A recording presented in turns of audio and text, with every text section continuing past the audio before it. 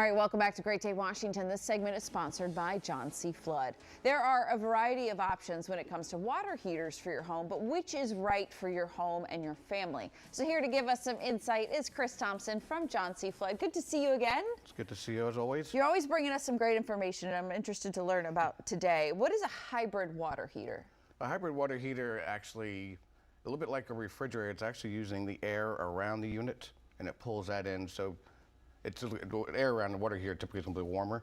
So as it brings that in, it heats it. So obviously it's going to be able to heat that air much quicker. So that's where you're going to get some cost efficiencies and energy savings. Right. And so that just helps a little bit for, it's still tanked, but obviously it's energy efficient as well. Okay, so you still have that tank that we're kind of used to seeing in a way, tank, the right, large correct. tank. Okay, but it's pulling it in. Yeah, that's like air that's already warm, so a lot less energy. Correct. Wherever wherever your tank is usually going to be a little bit warmer. It's not obviously right. Because it's always heating. Right. Right. Okay. Correct. So that's the consistent energy you're using. Right. What is the benefits of a tankless water heater? I've heard of those. Right. Well, those are quite popular, obviously, for the space saving. Obviously, they're quite small and they can be mounted on walls, and there is no tank. So obviously, you're just constantly getting on-demand hot water. So much like myself, I like to have it scalding hot. So if I like to jump in the shower and I like to have a little bit of heat on it, then you have somebody else down. Maybe if you have a regular tanked one and it's downstairs, and maybe they jump into the shower and they're using hot water, and somebody turns on the dishwasher. Eventually, if you have a regular tank stored, you're eventually going to start running out of hot water. It's not going to be able to feed it quick enough. But with tankless, it's constantly feeding hot water. So you'll never be without hot water.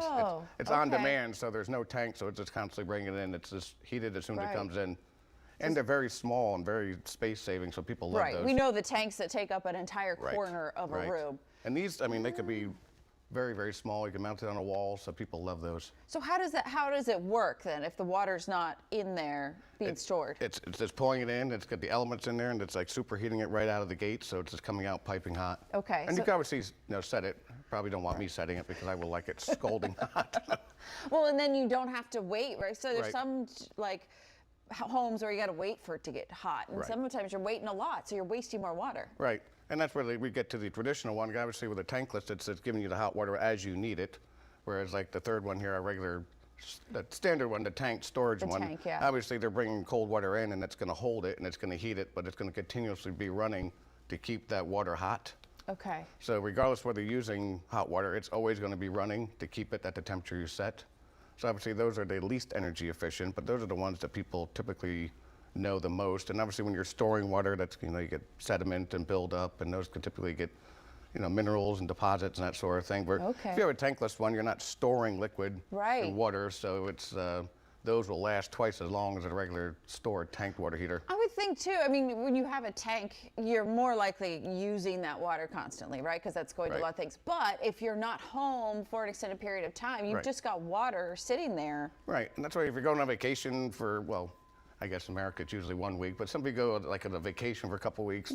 It's still going to be running. So you're basically using energy when you're not even home, taking showers or running using hot water. And so somebody that has the tank, it's an easy switch out if they wanted to go tankless. Well, tankless can be a little bit it depends. challenging.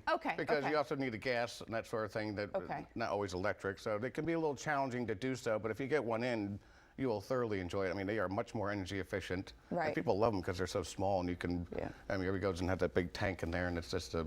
So there's nothing wrong with the tank, the standard tank, but there are options if it fits your home that can save you money. And tankless, obviously, if you got a lot of large family, obviously, people hitting the showers a lot. Yeah, that's true. That's a good point.